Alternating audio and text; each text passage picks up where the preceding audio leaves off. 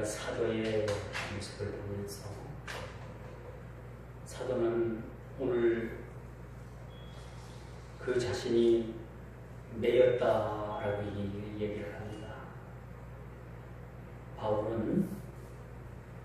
바울이 가지고 있는 사상은 잘 맸으나 그는 여전히 육체적으로는 매인 몸이었다는 것을 오늘 말씀을 통해서 우리가 보게 되죠. 좀 더 쉽게 말해서 감옥은 지금 로마의 깊은 감옥에 갇혀 있는 상황입니다.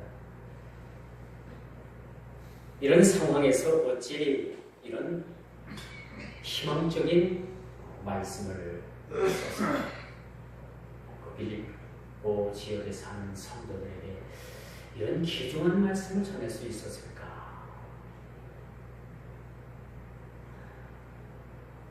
우리는 행여나 조그만 일이라도 잘못해서 경찰서에 불려가면 마음이 두근두근 하잖아요. 그렇죠?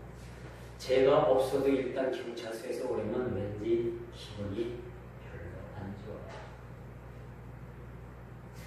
며칠 전에 집사람이 경찰서를 다녀왔습니다. 여러분 아시는 분은 아시겠지만 집사람이 훈장을 하나 달았어요.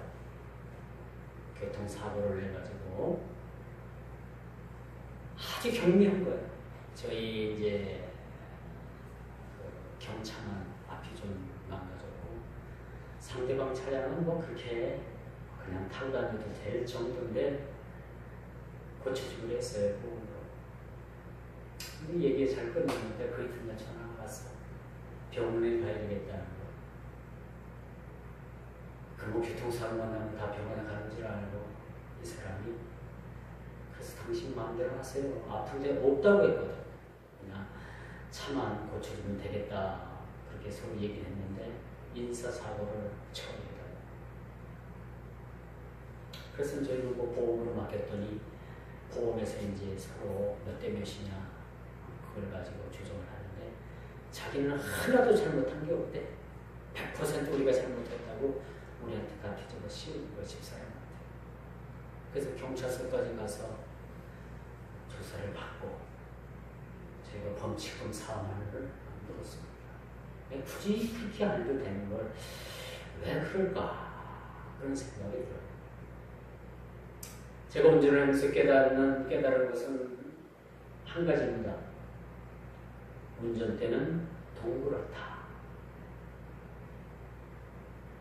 내가 남한테 그렇게 악하게 하고 내가 병원에 가지 않을 것도 가서 들어눕고 그렇게 억지 그런 돈을 뜯으면요 나도 똑같이 당해.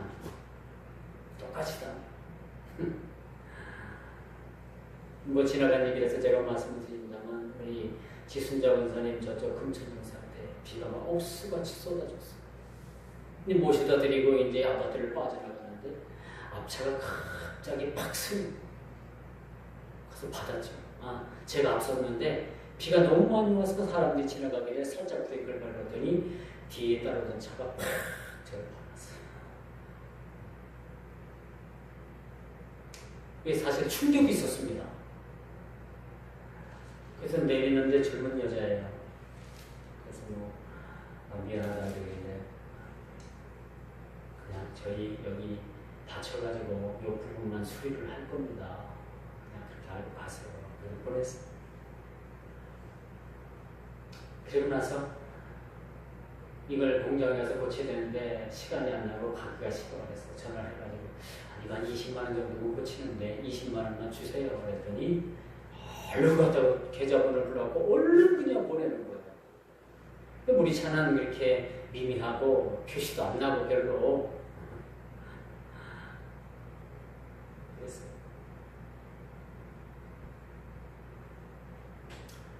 근데 가만히 생각하면 아이고 그냥 보내도 될걸 뭘 20만 원을 받았나 그런 생각이 들더라고요. 그래서 하나님께서는 행한 대로 갚으시는 하나님. 무엇이든지 여러분들이 어떻게 했든 간에 그 행한 대로 갚으시는 분이 하나님이시다 라는 것만 여러분들이 염두해 두면 된다는 거죠. 모르긴 몰라도 그 사람도 나중에 그런 사고로 인해 가지고 덤탱이 됐을 거예요. 뭐 얘기 나온 김에 아마 다 얘기합시다.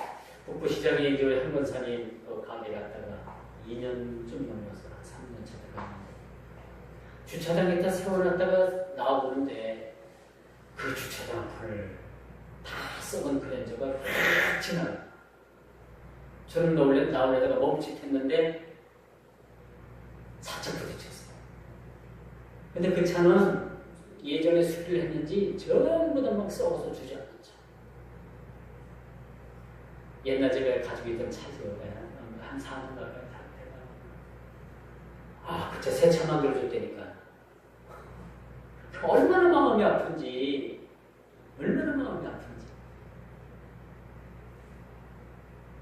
그 보험사에서 그러는 거야. 저 양반 고쳐달라는데 다 고쳐줘야지 병원에 가서 들어눕는 것보다 낫대. 그래가지고 완전히 썩은 차를 새 차를 만들어줬어요. 그리고 제가 예전에 타고 다니는 차가 보험수가로 확 올라갔지. 그런 경우도 있더라고요. 그래서 저는 어쨌거나 고두절미하고 우리가 심은 대로 얻을 수밖에 없다. 심은 대로 얻을 수밖에 없다. 오늘 사도 바울이 그렇게 옥중에서도 옥에 갇혀 있으면서도 이렇게 빌립보 교회를 향해서 그 성도들의 안위를 묻는 그 자체는 그 성도들을 사랑하는 마음이 없으면 도저히 불가능하다는 일이라는 겁니다. 여러분들이 하나님을 사랑하는 마음이 있기 때문에 하나님 앞에 헌신도 하고 하나님 앞에 예배도 드리고 하나님 앞에 시간도 드리고 여러분 숙제에 하나님을 사랑하는 마음이 없다면 예배는 한중에도 없는 거예요. 찬송을 불러도 그저 건성으로 부르고 기도를 해도 그냥 건성으로 기도하고 우리가 진짜 하나님을 사랑한다면 마음에서 그러는 것은 진짜로 기도하면서 사실이 있어야 될 거예요. 그렇지 않겠습니까? 내가 하나님을 사랑한다고 하면 내가 하나님을 위해서 못 드릴 것이 뭐 있는가? 하나님을 위해서는 내가 아까운 것이 없다. 내 생명까지도 드릴 수 있다라는 이런 바울의 모습을 우리가 오늘 이 본문에서 살펴보게 됩니다. 제가 수년 전에 깨울된 얘기예요. 뭐는 지옥을 이야기하면 안 되겠지만 구치소를 방문을 해가지고 예배를 드렸어요. 예배를 드리고 뭐 또 이제 구치소로 가는데 과일, 음료, 떡 같은 거 준비해가지고 가서 1시간 정도 복음을 전하는 그런 인데 같이 단 목사님하고 같이 가가지고 예배를 드린 적이 있습니다. 들어갈 때는 좀 삭막하고 좀 겁도 났어요. 근데 딱 들어가니까 진짜 그야말로 닭장 같아요. 구치소 타워형 바닥에 딱 지어졌는데 맨 밑에서 보면 그 위까지 딱 보여요. 그러니까 그 구치소에서 갇혀 있는 사람들이 예배를 드린다고 하니까 그 천장문 앞에 쫙 그냥 뭐 정렬원에서 딱 앉아서 말씀을 듣는데 대단하다. 이런 일도 있는가? 세상에 이런 일도 있는가? 사실 들어갈 때는 조금 겁도 났어요.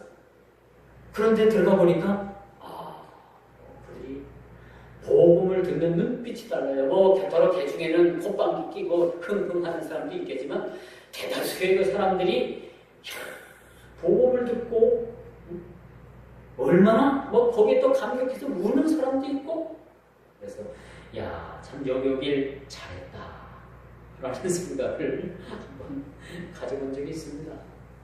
그곳에서 사람이 사는 것이더라. 물론 재판을 받기 전에 이제 미결수록을 이렇게 계신 분들이라서 좀 그렇다고 하겠지만 더러는 거기 들어온 분들이 뭐 들어오고 싶어서 들어왔겠어요. 본의 아니게 먹고 산다고 또 본의 아니게 이렇게 들어왔는데 실수를 하고 이렇게 들어온 사람들이 많을 건데 그 사람들 마음이 어떠세요? 그 사람들 마음을 어루만져주고 참 여러분들 희망을 가지십시오. 여러분들 괜찮습니다. 마음을 놓으십시오. 그렇게 또 메시지를 전하고 하니까 사람들이 굉장히 흘리지더라고요. 좀 그런 생각을 했어요. 옥에 갇혀있는 그 바울이 하나님을 사랑하고 주님을 믿는 그런 성도들에게, 멀리 떨어져 있는 그 성도들에게 옥중에서 편지를 쓴다는데, 이 편지를 쓰면서 이 편지를 받아볼 수 있을까? 이것이 옥중에서 가려져 가지고 이 편지가, 이 내용이 성도들에게, 빌립보 교회 성도들에게 전해질 수가 있을까라는 의심도 할 여지도 없이 오늘 바울은 빌립보 교회 성도들에게 이 하나님의 복음의 말씀을 전하게 되었다는 것을 보게 됩니다. 비록 육체는 자유할 수는 없었지만은, 그 자유할, 육체가 자유하지를 못했지만은, 그 바울은 그것을 환경의 탓으로 여기지 아니하고 어떻게든지 하나님의 복음의 말씀을 전해야 되겠다는 그러한 마음을 가지고 그가 편지를 써 내려갔다는 사실.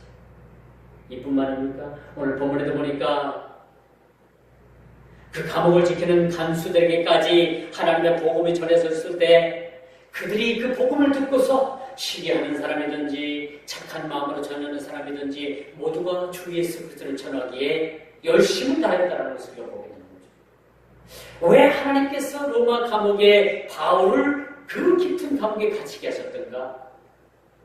왜 바울을 그 육신의 몸을 갇히게 하셨던가? 거기서 저는 하나님의 뜻을 발견할 수가 있었습니다. 그것 간수들에게, 그것 감옥을 지키는 간수들에게 하나님의 복음을 전하기 위해서 사도 바울을 로마 감옥에 가뒀다는 사실 여러분 알고 계십니까?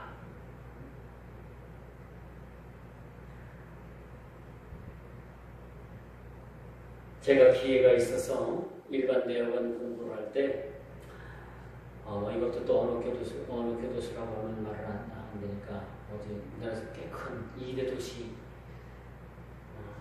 2대 도시가 뭐냐면 부산이죠. 부산에 있는 그런 교도소에 가서 교도소 체험을 할 기회가 있었어요. 같이 공부하는 그 기업하시는 회장님이 그 교도소 소장님하고 너무너무 잘 알아요. 그래가지고 우리가 이제 뭐 상담도 하고 또 복지 차원에서 가서 좀 배울 일이 있어가지고 특별 배려로 교도소 안에 들어갔어요. 들어가가지고 그분들이 실제로 거기서 생활하는 그 안에까지 들어가서 앉아보고 화장실도 가보고 쭉 둘러봤습니다. 안에까지 들어가서 이 교도소 소장님이 배려를 하고, 정리는 참 그런 체험하기가 쉽지 않잖아요. 어떤 목사님은 일부러 교도소 체험을 한다고 집을 짓고 교도소 가서 살다 나왔어요. 왜? 왜 그랬을까요? 그곳에 가서 하나님의 복음을 전하기 위해서, 저들을 알고 그 환경을 알기 위해서 들어갔대. 그런데 우리는 그분의 이렇게 배려로 거기 들어가서 거기 쭉 둘러볼 수가 있었어요. 그러니까 거기는요, 가보니까 그 죄수들 스스로가 밥을 하더라고요. 큰 식당에서 밥을 해요. 밥을 지어가지고 그들 스스로가 배식도 하고 그렇게 하더라고요. 또 한 분야에 가보니까 목공 기술을 배우고, 어떤 데 가보니까 장비 기술을 배우고 여러 가지를 막 가르치더라고요. 그래서 이 교도소가 사람을 가둬놓는 것만이 아니라 갱생, 새 사람, 어떻게든지 직업 하나를 만나 주어가지고 직업 정신에 따라서 이제 추수를 하면 그 직업에 따라서 살게 하려고, 이 사회가 그런 걸 보면 참 잘하는 것 같아요. 이 교도소 안에 저희가 이제 그 사람들 갇혀 있는 데를 딱 들어가 봤는데 엄청나게 깨끗해요. 물건도 정렬이 다 돼 있고 화장실도 깨끗하고, 우리가 상상했던 것 이상이더라고. 이게 뭐 수년 전 얘기니까 지금은 시설이 더 좋겠죠. 그래서 이런 곳에서 사람들이 또 생활을 하면 또 뭔가가 사람이 좀 바뀌겠구나, 그런 생각을 가져봤습니다. 제가 이런 말씀을 드리냐, 오늘 본문을 써내려간 사도 바울도 로마의 깊은 감옥에 갇혀서 그 몸은 실상 자유를 빼앗겼지만은 그 바울이 받아들인 그 그리스도의 사상, 이 복음의 사상의 나래를 피는 것, 이 나래는 그 깊은 감옥을 나와서 높은 그 감옥의 담벼락을 넘어서 온 세상에 이 말씀이 증거됐다는 겁니다. 오늘 이 빌립보서를 대하는 저와 여러분들 마찬가지입니다. 바울이 그 깊은 감옥에서 이 말씀을 쓴 이 말씀이 오늘날 우리 독자들에게 위해서 이것이 읽혀지고 이 말씀이 우리에게 참으로 신앙의 길라잡이가 된다는 그 사실을 우리가 생각할 때는 바울이 왜 이 편지를 쓸 수밖에 없었던가? 왜 바울이 이런 말씀을 오늘 사는 저들에게 들려줄 수밖에 없었던가라는 것을 우리는 깊이 깨닫게 된다는 것입니다. 그래서 제가 두 군데 간 곳은 공통점이 있어요.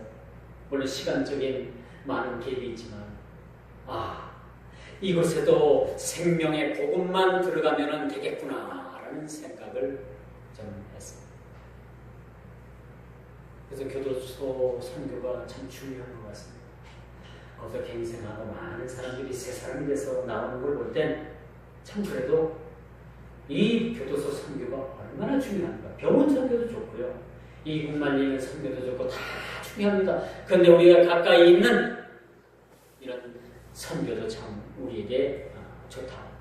이제 바울이 감옥에 갇혀서 세상의 많은 사람들의 전도와 선교를 위해서 그가 편지를 썼지만은 이제는 오늘날 우리 한국교회, 오늘날 우리들의 교회는 그 외지고 고생하고 더러는 그곳에는 억울한 운명을 쓰고 들어와서 그렇게 세월을 보내는 사람들도 얼마든지 있을 거예요. 자기의 지은 죄보다도 많은 형량을 받고 그렇게 어려운 상황 가운데서 낭망하면서 세월을 보내는 사람들도 있을 겁니다. 그런 사람들에게 하나님의 말씀을 가서 전해주면 얼마나 이것이 좋은 것입니다. 전도는요, 사람이 병원에 가서 입원했을 때 가장 전도의 효과가 나타납니다. 사람이 병이 들었을 때 가지고 찾아가서 이 하나님의 복음을 전하면 그 사람의 마음을 가장 열 수 있는 가장 확률적인 방법이 바로 병원 전도예요, 사실. 그리고 우리가 그 교도소 전도 같은데, 그치? 고아원 그런 전도 같은데, 그런데 참 이게 효과적이라고 볼 수가 있겠습니다. 2000년 전에 바울이 감옥에서 이 바깥 세상 사람들을 위해서 이 말씀을 썼다면 이제는 오늘날 이 말씀을 우리가 잡고서 이 말씀 붙잡고 이 말씀 들고 우리가 외진 곳 바울이 갇혔던 그 깊은 감옥까지도 우리가 찾아갈 수 있는 우리의 모습이 되지 않겠나라는 말씀을 오늘 모두에게 들려드릴 수가 있는 것입니다. 오늘 사도의 매임은 오직 복음 전파의 영혼의 모습임을 우리가 보게 됩니다. 왜 바울이 이러한 하나님의 말씀을 써서 빌립보 지역뿐만 아니라 온 지역, 온 땅, 오늘을 21세기를 사는 우리들에게까지 이 말씀을 들려주고 싶어 하셨는가라는 것에 대해서 우리는 생각해봐요. 그런 오직 예수 그리스도 한 분만을 위한 그런 열정을 가지고 살았던 사람. 바울의 생각, 바울의 관심은 오로지 예수 그리스도. 바울의 관심은 생명 대신 오직 예수 그리스도의 복음만을 전하는 것을 그의 사명으로 생각을 했다는 거예요.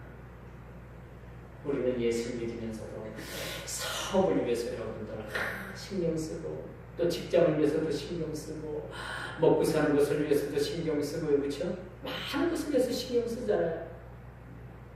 그러다 보면 여러분들이 복음을 위해서 여러분들 그렇게 시간 할애하는 거 그렇게 많지는 않지 않습니까? 솔직히 그렇죠? 우리 목사도 마찬가지예요. 목사도 우리가 복음을 위해서 살아야 되는데 뭐 여기 노예 있다 저기 해 있다 뭐 있다 쫓아다니다 보면 사실 성경 읽을 시간도 사실은 없어요. 뭐 그렇게 바쁜지. 어제도 오전에 나가가지고 5시 넘어서 들어왔어요. 화가 나죠.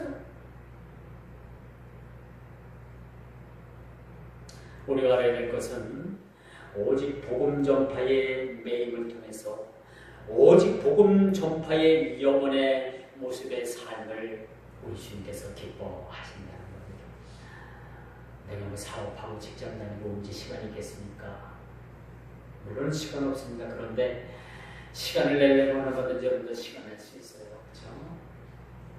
직장 끝나고 여러분 큰 사고에 가서 전도를 한다든지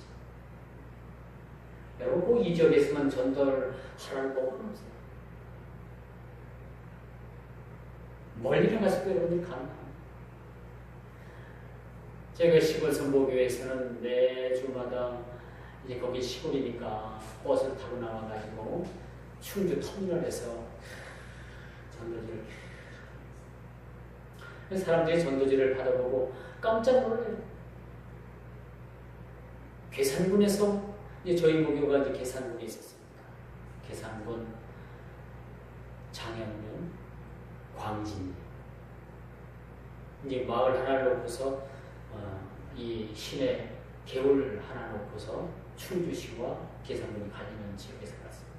우리 이제 충주시 지역에 살았기 때문에 충주시 사람. 그 전도지를 가지고 나가면 사람들이 깜짝 놀라요. 이 먼 데서 이런 전도지를 가지고 여기를 만나요. 그러면 예수 믿으면 됩니다. 가까운 데 나가서 예수 믿으면 됩니다.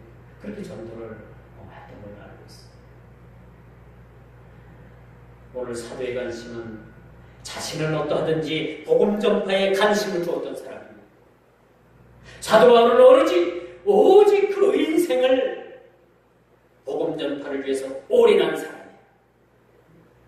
복음 전파를 위해서 그 생명을 걸었던 사람임을 우리는 보게 됩니다. 사랑하는 성도 여러분, 우리도 마찬가지입니다. 우리도 예수 그리스도를 위해서 생명을 걸어야 되는 사람들이 우리 모두도 예수 그리스도를 위해서 우리 모든 삶을 예수 그리스도를 향해서 올인해야 된다는 사실. 그럼 우리 직장은 어떻게 하고요? 내 사업은 어떻게 하고요? 그거 해가며 사는 겁니다. 그거 해가며 사는 거예요.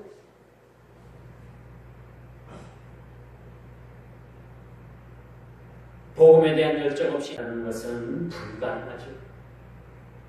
우리는 쉽게 주위에서 봉사로 열심을 내다가 번아웃되는 사람들이 많아요.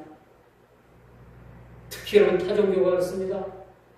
좋은 일 많이 하고 봉사하고 주일받아고 고아원 찾아가고 여러분 어디 찾아가고 봉사활동하고 청소해주고 물론 그거 좋아요. 그 제가 나쁘다고 부정하는 게 아니라 거기에 구원이 있느냐 아니라 오로지 우리가 구원받는 일에는 봉사가 아니라 하나님의 복음의 말씀을 전하는 거예요. 많은 시설들이 배고파가지고 떼거리 걱정하는 사람들 라면 끓여주고 밥 해주고 그런 일 많이 합니다. 근데 거기에 예수 그리스도의 복음이 없으면 그것은 그냥 봉사로 끝나. 그들이 육신적으로 한 끼 배불리 먹고 편안한 그런 생활을 누리지 모르지만 거기에 복음이 가미되지 않으면 먹는 것으로 끝난다는 거예요. 먹는 것으로 끝나는 것이 아닙니다. 세상 사람들은 다 그런 얘기를 하더라고요. 먹는 것이 남는 거. 여러분들도 그렇게 생각해요? 먹는 것이 남는 것이고. 물론 그렇습니다. 먹는 게 남는 거지만 먹는 거 플러스 뭐가 있어야 되는 거예요? 사람 살리고 생명 살리고 영혼 살리는 그런 복음의 메시지를 통해서 우리가 그것을 받아 먹어야 되고 그것을 받아 먹을 수 있도록 우리가 전해야 된다는 사실들을 우리는 깨달아야 됩니다.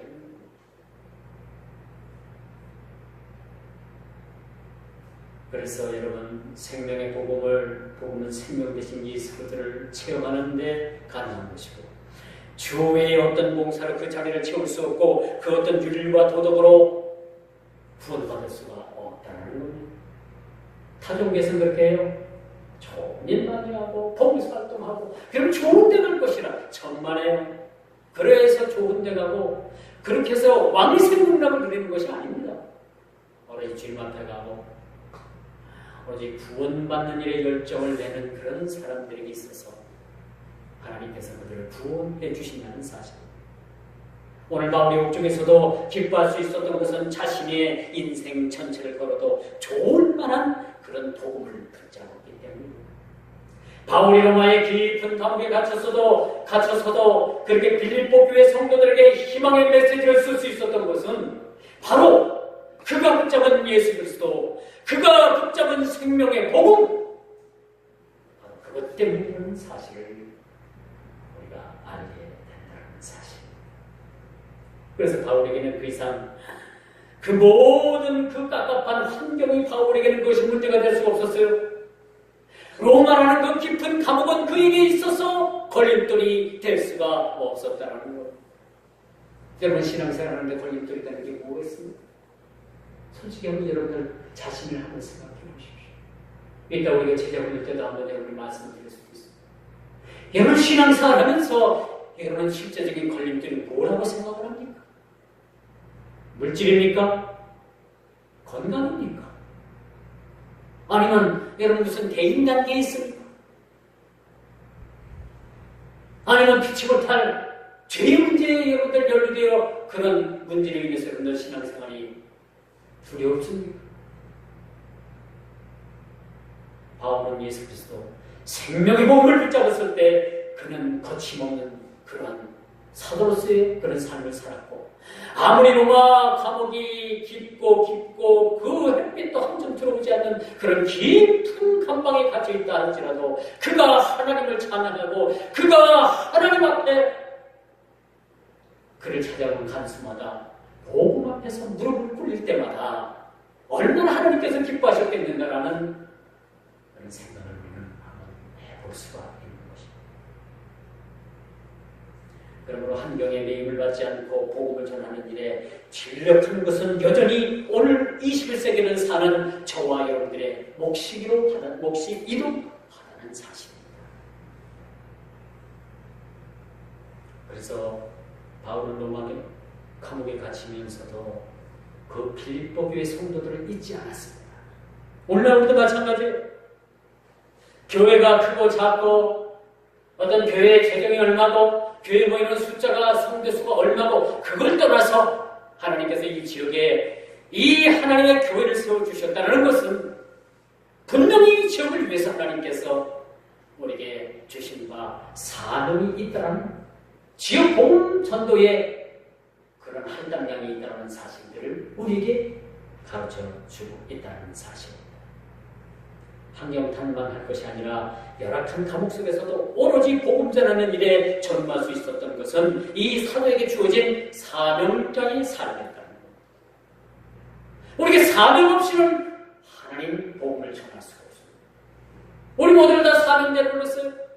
여러분들을 불러주셔서 여러분들을 하나님의 천국 백성 되는 것도 하나님의 주된 목적이지만은 하나님께서 저와 여러분들을 불러주신 것은 천국 백성뿐만 아니라 여러분들을 통해서 하나님의 복음을 전할 수 있도록 하나님께서 여러분들을 사명자로 불러주셨다는 겁니다. 믿습니까? 사명자는 그럼 우리가 어디 가서 하나님 목사님이나 사례비 받고 사명자로 얼마든지 가서 복음을 전할 수 있지만 우리는 직장 다니고 우리가 또 여러 가지 신경 써야 되는데 우리가 어떻게 합니까? 아니요. 여러분 직장에 여러분들 사명자들이 여러분들을 불러주시고 보내주시고 사업장에서도 여러분들 마찬가지입니다. 그 사업장에서도 하나님께서 사람을 붙이시고 관계된 많은 사람들을 붙여주신 것은 복음의 사명자가 그 사명자의 역할을 받아 감당하기 위해서 여러분들을 불러주셨다는 겁니다. 나만을 위해서 호의호식하고 나만을 위해서 산다면 이것은 벌어지만도 못한 인생이라고 볼 수가 있습니다. 오늘 새벽에 제가 나왔더니 깜짝 놀란 일이 있었어요. 강대상 밑에서 뱀이 툭 튀어나왔어요.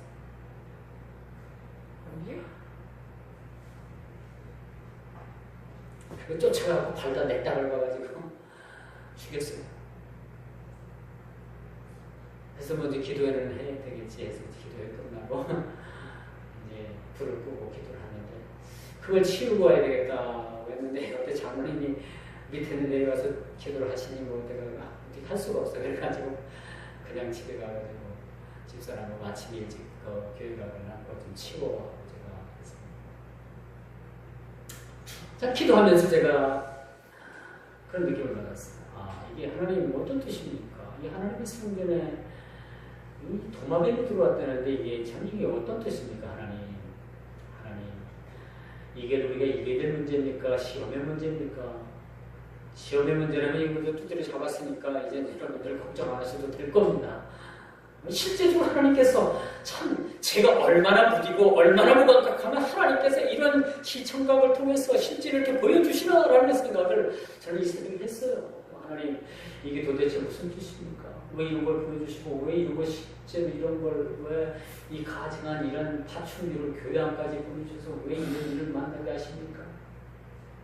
어쨌든 두드려 잡았다는데 결론은 여러분 기뻐해 주시길 바랍니다. 동의 못해요? 동의하시죠? 어떻게 들어오지? 두드려 잡았어요. 어른들한테 들어온 거. 못 보셨어요? 아침에 가시면서? 못 봤어요? 이거 앞에서 제가 잡아가지고 자손이 용서도 기도하시길래 또 이렇게 내가 저가 뭐 할 수가 없어서 가신 다음에 해야 되겠다 해가지고 이제 뭐저 운행을 나가고 해가지고 집사람한테 부탁했습니다. 그런 일이 있었습니다. 그래서 어쨌든 두드려 잡았습니다. 할렐루야. 이 파충류 새끼를 두드려 잡았으니 얼마나 감사하고 이야 이거 뭔가 좀 큰 일을 좀 참 크고 놀라운 일들을 교회에서 감당할 수 있겠구나. 좋은 방면에서 그럴 것 같아요. 오늘 좀 기도하십시오. 기도하시면 될 것 같습니다. 그래서 우리가 오늘 이 바울의 복음 전도자의 자세를 우리가 한번 생각해봐야 합니다. 저와 여러분 같았으면 그냥 누구 한 사람을 저 깊은 감방에 갖다 가둬놨다면 변호사 사고 뭐 항소하고 뭐 해가지고 어떻게 빠져나가려고 할 거 아니에요. 그렇지? 그게 사람이 심리인 거예요. 사실은 너나 나나 똑같아. 그런데 바울은 거기서 나올 생각하지 않습니다. 왜? 그곳에 찾아오는 사람들에게 복음을 전하고 멸망하는 사람한테 복음 전하고 그 간수들 바뀔 때마다 복음 전하고 이렇게 복음을 전하는 자세로 살다 보니까 그 주위의 사람들이 시기하는 마음으로 복음을 전하는 사람이 있었고요. 오늘 본문에 보니까 착한 마음으로 복음을 전하는 사람이 있었고요. 어쨌거나 복음을 전하는 그 일의 그 결과는 우리 주님께서 판단하실 일이라고 그렇게 말씀하는 모습을 보게 됩니다. 우리가 시기하는 마음으로 복음을 전하든지 착한 마음으로 복음을 전하든지 그렇게 해야 됩니다. 그 이것저것도 아니면 우리 주님께서 판단하는 일이 뭐가 있겠어요? 그렇지 않겠습니까?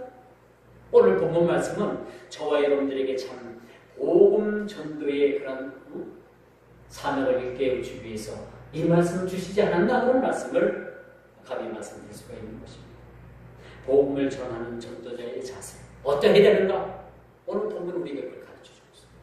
어떤 사람은 시기하는 마음으로 그렇게 복음을 전하겠다고 했고 어떤 사람은 착한 마음으로 일을 감당했다고 했는데 나중에 누가 판단했느냐? 시기하는 마음으로 했든 간에 착한 마음으로 했든 간에 이것은 기쁜 일이라 라고 말해주었습니다. 최종적인 것은 우리 주님께서 판단하신 일이지만 사도 바울은 이것은 기쁜 일이지 않겠느냐 그렇게 말을 합니다. 여러분들에게 한번 묻겠어요. 우리 전국에서 복음화율이 가장 높은 지역이 어디라고 생각합니까? 어디입니까? 강화도요? 강화도는 이제 섬이기 때문에 좀 특수성을 가지고 있어요. 물론 강화도가 복음이 가장 높습니다. 그런데 이 전체적으로 우리나라 이 팔도를 나눈다면 어느 주가 가장 강한 전라남도예요. 이 전라도 사람들이 열정들이 있잖아요. 전라도 중에서도 순천이라는 곳이 복음률이 가장 높습니다. 순천. 이 순천이라는 동네 이름부터가 여러분 남달라요. 청주, 순천. 순천이라는 이름은 하나님의 뜻에 따르는 사람들이 살아야 할 곳이라는 의미를 가지고 있습니다. 이를 한자로 쓰면은 순천이니 내 천의 머리 둘이 머리가 합하여 된 순에다가 내는 천이 더하는 줬으므로 하나님의 뜻에 따르고 또 따르는 사람들이 사는 곳이라고 해서 순천이라고 이름을 지었습니다.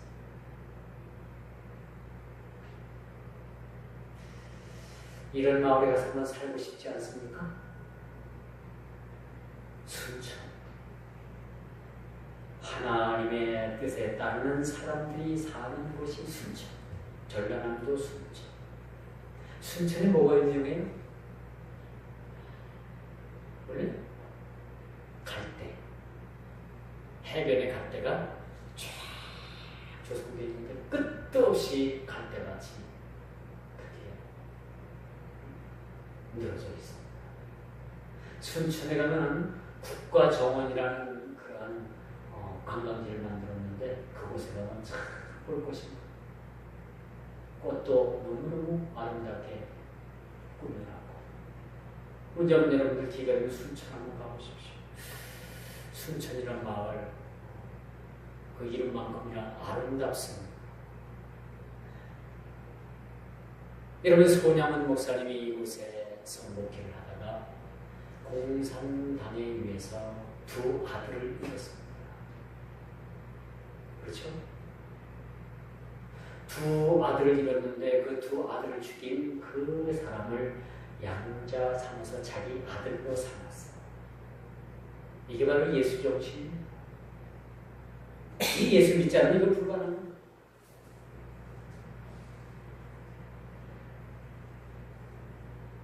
양아들로 삼았는데 이 양아들이 낳은 아들이 목사가 됐어요.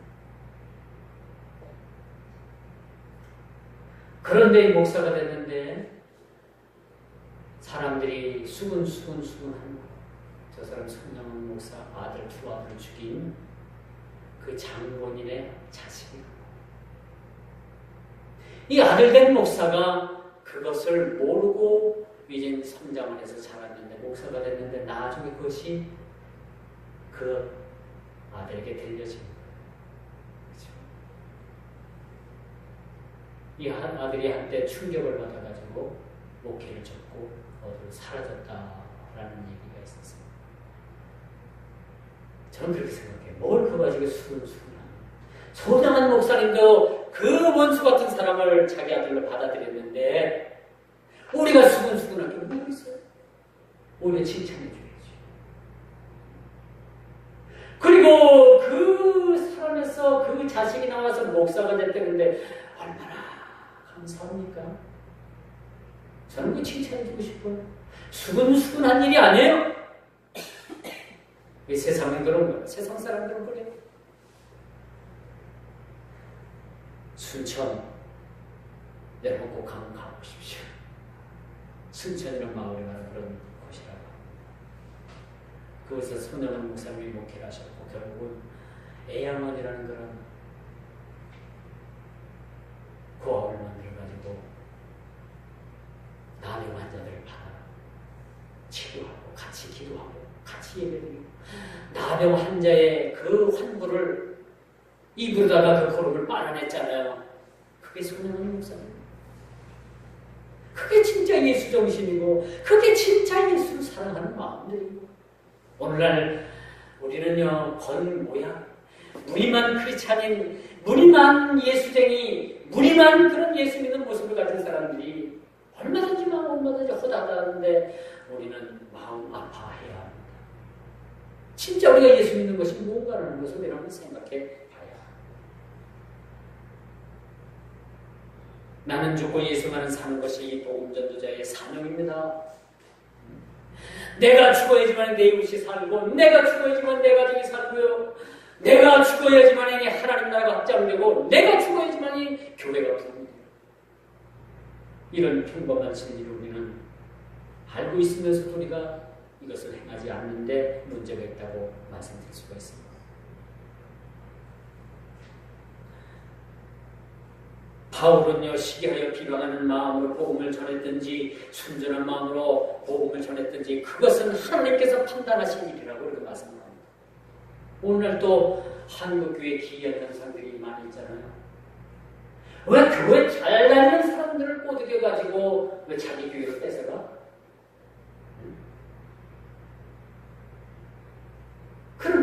목사님, 담임 목사님의 마음은 여러분 얼마나 마음이 아픈지 알아요? 찢어지는 아픔에 찢어지는. 서로 빼앗아가기 전쟁이 벌어졌죠. 이제 목회와 교회와 윤리 도덕이 땅에 떨어졌습니다. 어떻게든지 내 교회만 가서 사람만 채우는 것이 부흥으로 알고 그것이 전도인 줄 알고 그것이 하나님의 상급으로 연결되는 줄 알아요. 천만의 말씀. 하나님께서 보시기에는 그것은 질서를 무너뜨린 죄를 물으신다는 사실. 하긴 또 목사가 또 얼마나 무능하면 또 교인을 뺏깁니까 또. 목사도 참 그걸 보면은 책임이 없다고 말할 수는 없어요. 저부터가 그렇습니다. 저부터.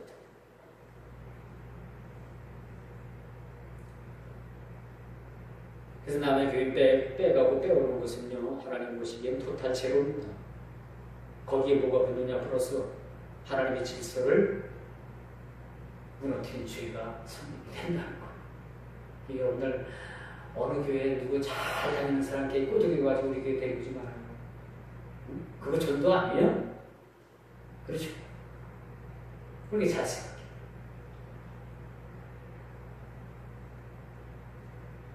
핍박이 올 때 우리는 두려워하나 쉽게 포기하지 말아야 됩니다. 여러분 사도 바울이 로마 감옥에서 어차피 그가 아무리 복음에 대해서 유능하고 간수들이 와서 무릎을 꿇는다고 해도 감옥은 감옥이고 감옥에 고통이 없을 리가 없죠. 그러나 이러한 상황 가운데서도 그거 기뻐할 수 있다는 것은 순전히 예수 그리스도 한 분, 그분 한 분의 제가 초대도 말씀드렸습니다만 올인한 사실. 저는 성도 여러분들도 마찬가지입니다. 주님 나라를 위해서 우리가 올인하지 않으면 우리는 무리만 예수쟁이일 수도 있을 수 있습니다. 무리만 예수쟁이면 아무것도 할 수 없어요. 복음의 능력을 우리가 감당할 수가 없다는 거예요. 오늘 20절 말씀해 보니까 마지막 내가 복음을 부끄러워하지 아니하니. 바울의 신앙 고백은 바로 그것이었습니다. 살든지 죽든지 복음 전하는 일 외에는 자기는 복음 전하는 일 외에는 아무것도 할 수 없다. 오로지 복음 전하는 일에 전무하겠다라는 그런 각오를 오늘 빌립보서 1장 20절에서 살펴볼 수 있습니다. 그리고 뭐라고 말씀합니까? 이는 내게 사는 것이 그리스도니 죽는 것도 유익함이라. 오늘 21절에 바로 그렇게 말씀합니다. 제가 참 좋아하는 구절이에요. 이는 내게 사는 것이 그리스도니 죽는 것도 내게 유익함이라. 주님께서도 자기 생명을 사랑하는 자를 잃어버린 그렇게 말씀합니다. 자기 생명을 사랑하는 자는 그 생명을 잃을 것이요 자기 생명을 미워하고 복음을 위해서 온전히 진격하는 자를 하나님께서 그의 생명을 붙잡아 주시겠다고 그렇게 말씀해 주셨습니다. 늘 여러분 기독교의 진리는 역설적입니다. 세상적인 이론과 늘 반대로 나가는 것이 기독교의 진리입니다. 내가 살고자 하면 죽고 죽고자 하면 살리라. 내가 내 몸을 내 생명을 사랑하면 넌 죽고 내 생명을 내가 미워하면은 내 생명을 내가 보존해 주라. 늘 거꾸로 반대로 나갑니다. 하나님께서는 강한 자를 더욱더 강하게 하는 것이 아니라 강한 자를 약하게 만들고 약한 자를 강하게 만들어서 쓰시는 하나님이십니다. 찬양도 그렇잖아요. 약한 나를 강하게 가난한 날 부하게 눈먼 날 볼 수 있게 주 내게 행하셨네. 이게 하나님 나라의 역사적 진리입니다. 이것이 하나님 나라의 방정식인 거예요.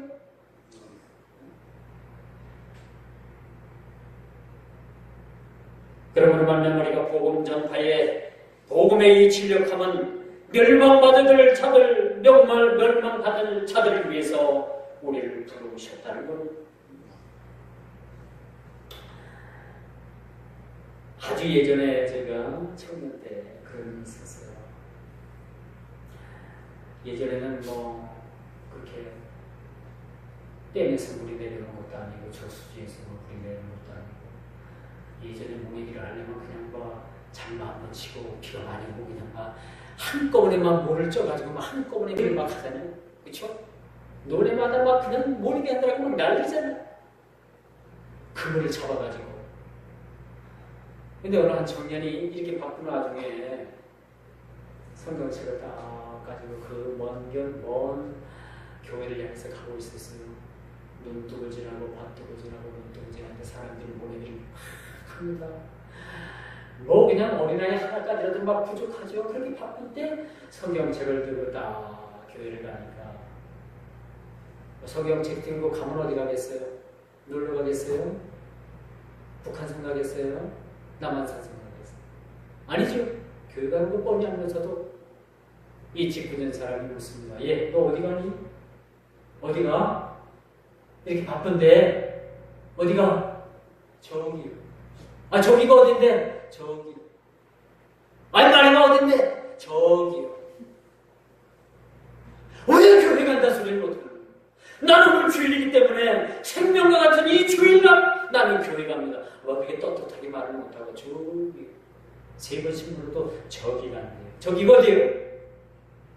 여기가 거긴가, 거기가 거기 저긴가, 저기가 지옥인가, 지옥이 거긴가, 거기가 여긴가? 왜 사람이 떳떳하지 못하고 왜 내가 예수 믿고 내가 교회 간다는 그런 떳떳함으로 대답하지 못할까? 왜 그럴까요? 믿음이 없어서 그랬죠. 근데 여기서 중요한 얘기가 있어요. 내가 많은 사람들 앞에서 나를 부인하면 나도 너희를 부인하리라. 내가 많은 군중 앞에서 내가 나를 인정하면 나도 너희를 인정하겠다라고 우리 주님께서 그렇게 말씀하십니다. 교회 간다는 말이 안 나옵니다. 그러면 저기 간대요. 저기는 간다. 차라리 성경책이나 보이지 말든가. 응? 여러분, 그렇게 나약한 믿음을 가진 사람들이 오늘날 많습니다. 그렇기 때문에 우리가 1000만이 넘는 기독교 인구가 있고요. 전국에 5만 교회 이상이 있다고 하는 그 교회가 많아도 세상을 복음으로 뒤집어 엎을 수가 없고, 국회의원들 여러분들, 국회의원들 3분의 1이 여러분 크리스찬입니다. 집사님들이고 뭐 권사님들이고 뭐 장로님들이고 쟁쟁한 사람들이고, 왜 3분의 1 되는 사람들이 국회를 그렇게 싸움터로 만들고 유지경석으로 만듭니까? 당신 크리스찬이에요? 아니에요. 당신 어느 교회 장로 아니에요? 아니에요. 당신 어느 게 집사 아니에요? 아니에요. 몰라요. 아니, 그러니까 국회가 변화되지 않는 겁니다. 국회 불겠어요. 우리나라의 인구가 셋 중에 하나가 예수를 믿는다고 하는데 얼마든지 세상을 변화시켜요. 근데 그거 못하잖아요. 못하고 있잖아요. 왜 그렇다고 생각합니까? 주의 능력과 감동이 주어지지 않아요.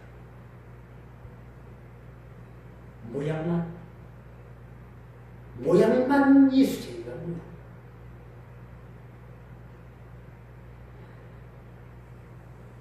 여러분, 익히 알아야 합니다. 복음 전파의 일을 위해서, 복음에 진력하기 위해서 저와 여러분, 멸망받을 자들을 위해서 저와 여러분들을 부르셨다는 사실 믿으시길 바랍니다. 이 말씀의 결론은 맞습니다. 우리가 선교 120년이 되는 이 조국에 말할 수 없는 그런 교회의 부흥이 이루고 많은 성도들을 불러주셨는데 참 이렇게 많이 불러주셨지만 참 많이 부르고 숫자가 많다고 해서 저는 그것이 복음의 능력인가? 아니라고 생각합니다. 어제 그 세종시에 있는 부안교회 문제로 인해서 우리 목사님들이 만나서 회의를 했습니다. 결론이 나지 않아요. 그냥 약속한 건 주고 그냥 미워도 목사님 보내는 만에 타네. 목사님 이거 가지고 와서 교회 단단히 세우십시오. 가서 다시 한번 복음의 열심을 가지고 하십시오. 어느 목사님이 그 돈 받아가지고 미안합니다. 마음껏 축복해주고 하면 얼마나 좋아요. 약속한 돈 안 주려고. 물론 목사님이 또 우리가 어긴 부분도 있어요.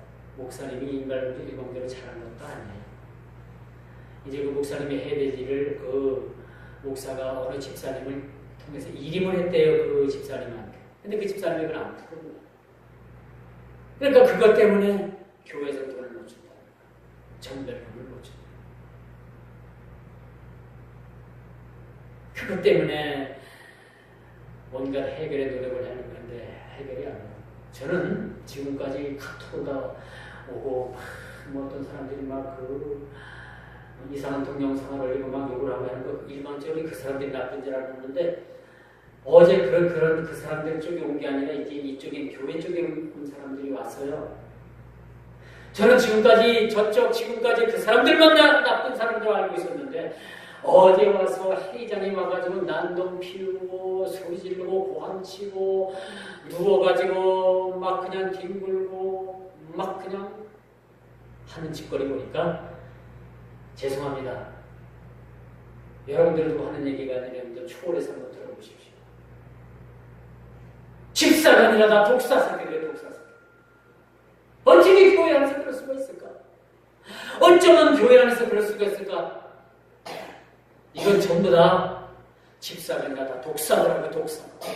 어떻게든지 물어뜯고 어떻게든지 그 독을 품어서 죽이려고. 심지어는 목사들이 나가가지고 제자리고 좀 잠깐 나가 계시라고 그렇게 좋은 말을 들으려지 아니에요. 안 들어요. 본회의장까지 들어와가지고 난동을 피우고. 이야, 이건 난 여태까지 목사 측 그쪽 사람들만 나쁜 걸로 생각을 했는데 어제 보니까 아니에요. 이 집은 똑같더라고.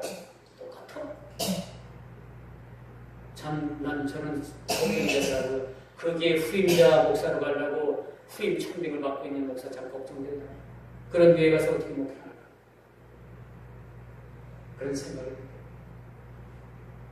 이야, 예수 믿는 모습이 없어요. 그리스도의 사랑 없습니다. 우리 주님 배우까지 사랑하고 있잖아요. 우리가 그리스도의 사랑 가지고 못 덮을 게 사실 뭐가 있습니까? 다 덮을 수 있어요. 여러분들 추우면 집에 침대 이불은 잘 끌어가고 때 근데 여러분들에게 조금이라도 손해 끼치고 여러분에게 조금이라도 좋지 못한 감정 갖게 하면 여러분 대박이나 대박 바로 그냥 보고 들어가잖아요. 오늘날 교회의 현실이 바로 그렇습니다. 우리 교회는 이런 교회 되지 않았으면 좋겠어요. 우리 교회 없어도 우리 개정만 놓지 않아도요. 참 그리스도의 사랑 안에서 서로 하나가 됐으면 좋겠습니다. 그 교회는 교회도 참 멋있게 잘 지은 교회예요. 장로님들이 몇 분씩 계시고 그 교회가 100년, 올해 100년이가 되는 교회입니다. 100년째 교회예요. 역사가 있는 교회입니다. 거기 수많은 훌륭한 목사님들이 거기서 거쳐 나가셨지만 어느 한 번 마음 상하지 않고 나가는 분이 없습니다. 얼마 전에 돌아가신 서병주 목사님 한 3, 4년, 한 7, 8년 전에 은퇴를 하고 서울 가셨는데 딸의 가정으로 가셨는데 그 교회 짓는데 그분이 그 육군 그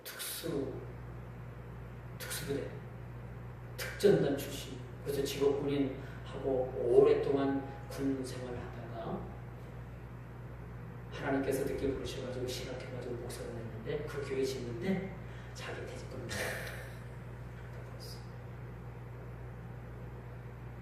교회 짓는데 얼마라고 제가 말씀 안 드릴게요. 퇴직금 수십 년간 군 생활해가지고 받은 퇴직금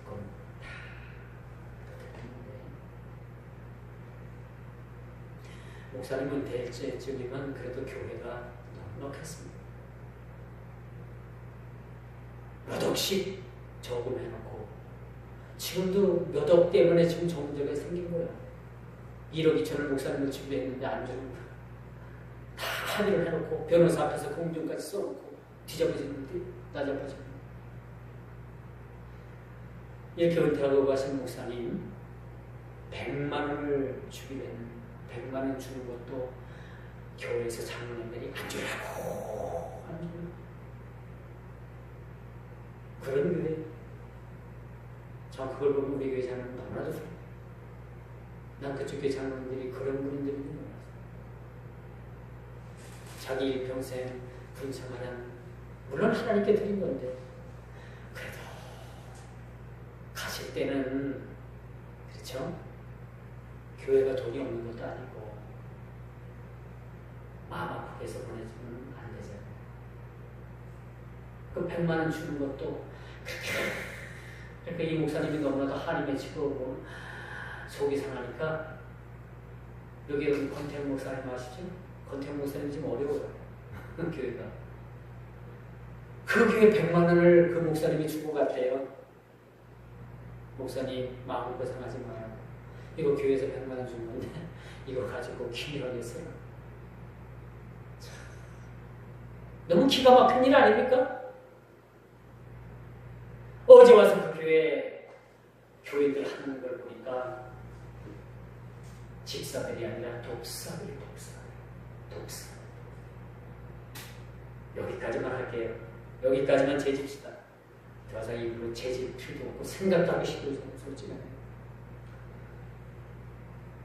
사랑하는 성도 여러분, 우리가 복음의 실체를 깨닫고 그 복음의 실체의 권능과 능력을 받을 때, 주님의 능력을 받을 때 우리는 가서 담대히 법처럼 전할 수가 있는 것입니다.